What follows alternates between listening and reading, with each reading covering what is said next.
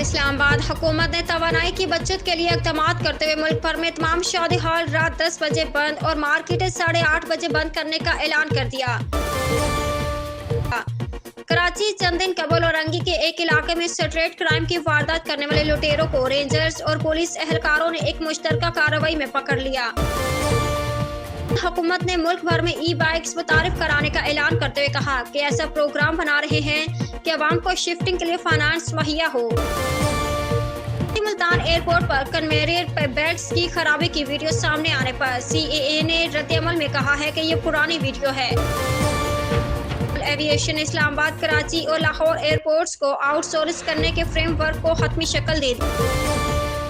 कराची सुबह सिंध के दारुल हुकूमत कराची से सऊदी शहर जद्दा जाने वाली कौमी एयरलाइन की परवाज 10 घंटे गुजरने के बावजूद रवाना न हो सकी। परवाज फनी खराबी की वजह से ताख़ीर का शिकार है।